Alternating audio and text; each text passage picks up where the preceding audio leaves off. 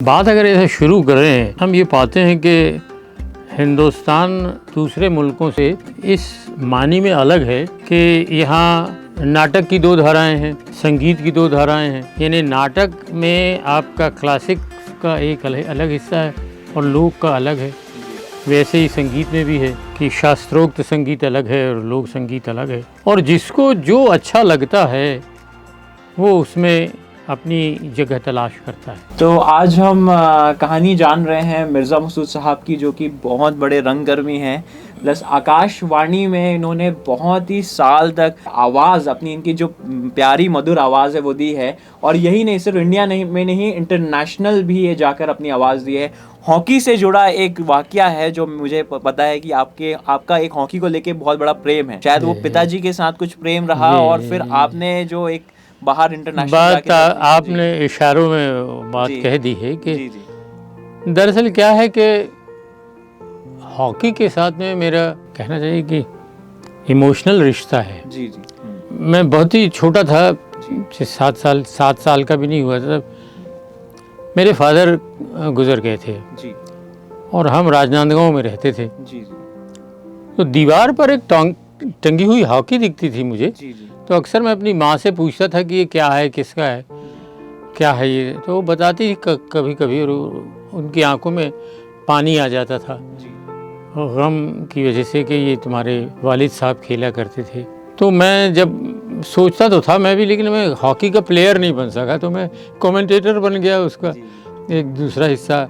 कि सब वो कहना चाहिए कि जब मैं रायपुर आ गया, राजनांदगांव छूट गया, पार्टीशन का ज़माना था, तो राजनांदगांव छूट गया, रायपुर आए तो मोहल्ले पड़ोस के लोगों को खेलते हुए देखते थे। और पैदाइश राजनांदगांव की थी और राजनांदगांव को मैंने हॉकी की नर्सरी कहा जाता था उस वक्त। तो अभी हाँ जी, तो उस वजह से वो था।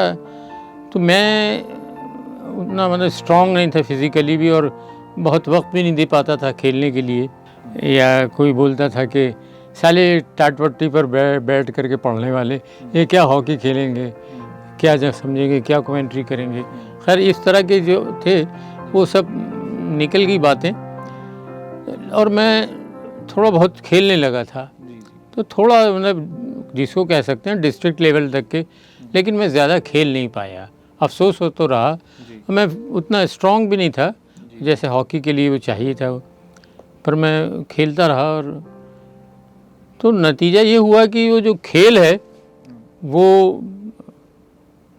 कमेंट्री में डेवलप हो गया। तो मैं तो मैं कमेंटेटर बन गया। तो मैं दरअसल क्या है कि मुझे कहानी मेरी माँ सुनाती थी।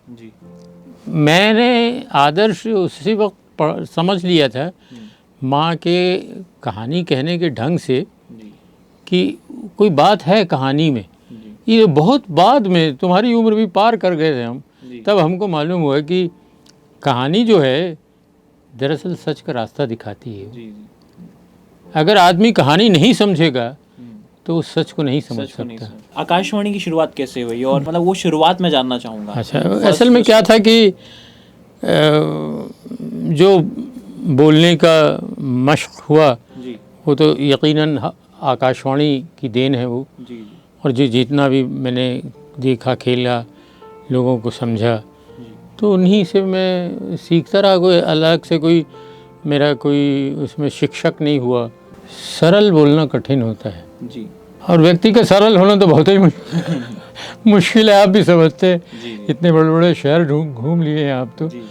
तो वो था कि मैं कोशिश किया कि बहुत ज़्यादा अंग्रेज़ियत ना हो, बहुत ज़्यादा मुश्किल अल्फाज ना हो, और वो उस तरह से मैं करने लगा। तो यहाँ तक के पाकिस्तान जब मैं गया था कमेंट्री करने के लिए, लोग पसंद कर रहे थे।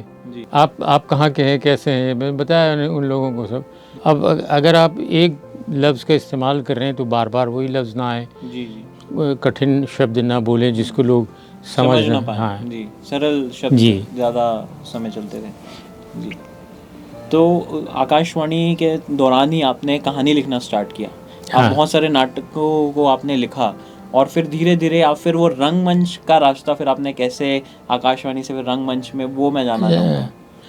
दरअसल क्या है कि आदर्श जो बचपन था मेरा जी वो बहुत गहमा गहमी और बहुत अच्छे माहौल में गुजरा जी कि मैं गिलहरी के साथ, तितलियों के साथ, वीर बहूटी के साथ, जी इनके साथ खेला कूदा करता था, उनको इनके पीछे घूमा करता था। और फिर जब मैं देख रहा था कि मेरे घर का असासा जो सामान है सब वो धीरे धीरे कम होते जा रहा, जब ये कम होने लगा तो मुझे मालूम हुआ कि हम लोगों को कहीं जाना है। और बाद में मालूम हुआ कि ये शहर छोड़कर, घर छोड़कर जाना है, तो बहुत दुख होता था। तो मेरे उन्हीं दुखी दिनों का या अच्छे हंसते खेलते दिनों का एक साथी था। वो साथी जो है वो भी उदास रहने लगा। तो मुझे मालूम हुआ कि ये बंदा भी हमारी तरह घर छोड़ देगा और इसके जो पालने वाले हैं वो इसको अपने साथ पाकिस्तान लेकर जाने वाले हैं।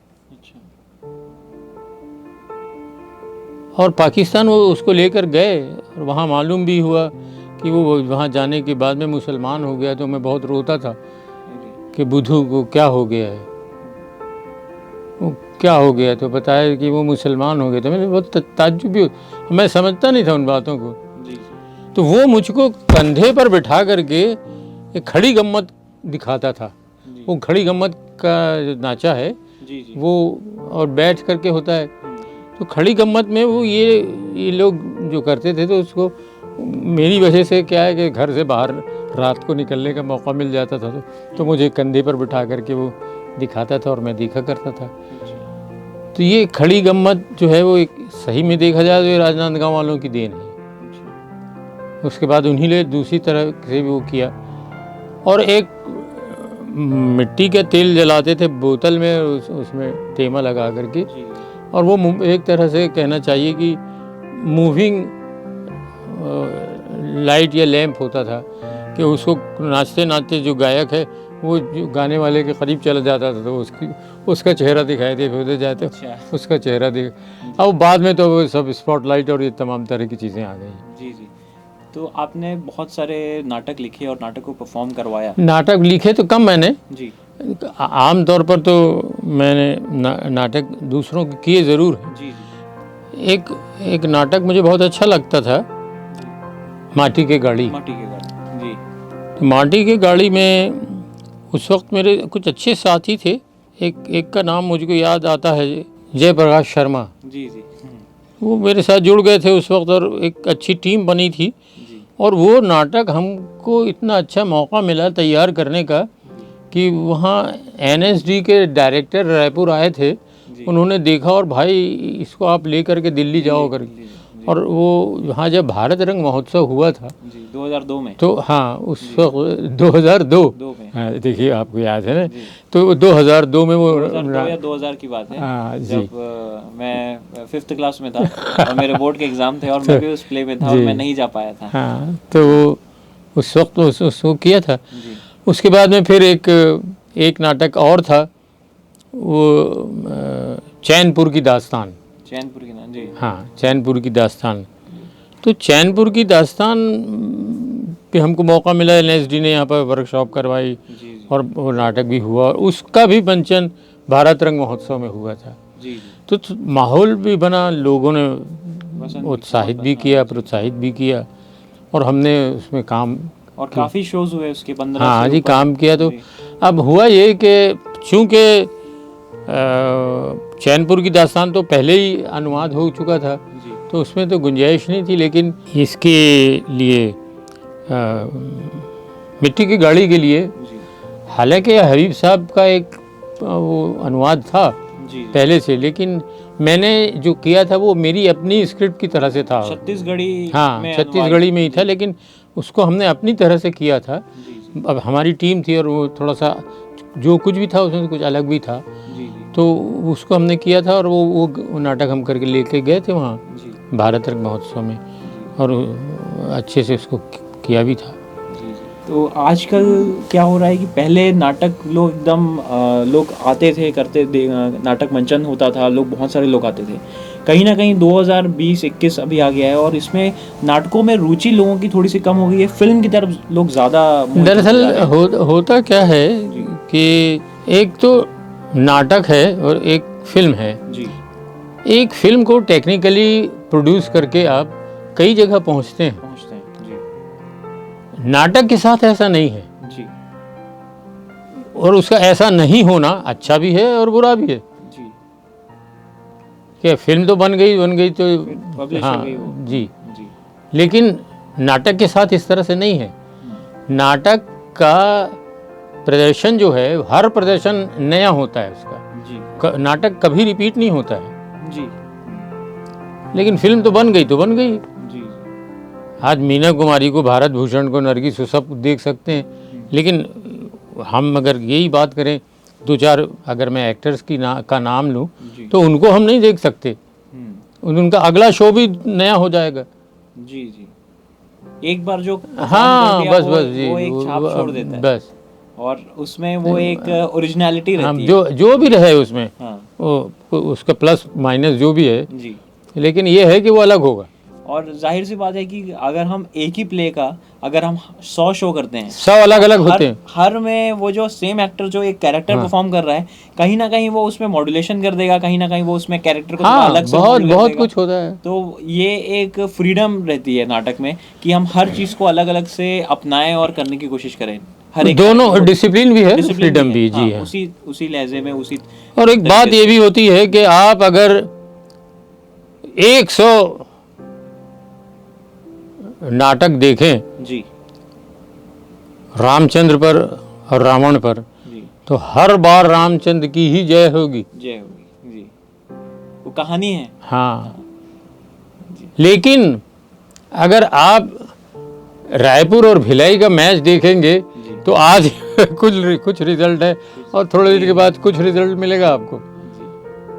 तो यहाँ जो स्थापित है एक स्थापित मूल्य होता है, उस स्थापित मूल्य पर आदमी उसका अकीदा हो जाता है तो उसको करता है उस तरह से। अच्छा, आजकल के जो युवा अभिनेता मतलब बहुत सारे यंग एक्टर्स आ रहे हैं, रायपुर में ही बहुत सारे प्रतिभाशाली लोग हैं जो थिएटर करना चाहते तो हैं लेकिन क्योंकि अभी थिएटर नहीं हो रहा। असल बात यह है कि मैं तो ये कहूँगा कि मैं जैसा जिस तरह से काम किया हूँ तो रेत में नाव चलाना है थिएटर चलाने का मतलब। जी जी। अब अपनी बाहें हैं और आप करिए, आप कितना कर सकते हैं। तो बहुत सारी चीज़ें तो ऐसी हैं कि उनमें आदर्श आपको ढूंढना पड़ता है कि उसमें कंटेम्प्रेरी क्या है, इसमें ट्रेडिशनल क्या है, इसमें हम क्या चीज़ लेंगे क्या नहीं लेंगे, कहाँ छोड़ देंगे। और वो सब करते करते आप एक मकाम पर पहुंचते हैं लेकिन उस मकाम तक पहुंचने के लिए आपके साथ होता है सिर्फ जुनून और कुछ नहीं रहेगा आपके साथ। आखिर में क्या बचा आप तो जुनून। जुनून नहीं बचा। तो वही मैं आपसे चाहता हूँ कि आप जो नए लोग आ रहे हैं अभिनेता उन लोगों के लिए कुछ 5 ऐसी चीज़ें बताइए कि उनको ये मदद करे अपने आप को निखारने में, अपने क्राफ्ट में काम करने में। सबसे बड़ी चीज़ तो ये है कि वक्त को पहचानिए जी। दूसरी बात यह है कि टेक्निकली आपको साउंड होना है, आपके पास कपड़ा है जी, धागा है, सुई है, कैंची है और भी एक दो नापने का सामान है सब, लेकिन आप पतलून नहीं सी सकते जब तक कि आप उसको टेक्निकली नहीं जानेंगे जी। तो आपको टेक्निकलिटीज़ भी मालूम होनी चाहिए। इनके सामने तो शब्द ही नहीं है हमारे पास क्योंकि हम शब्द ला ही नहीं सकते क्योंकि शब्द के महारथी जो वो आप हैं।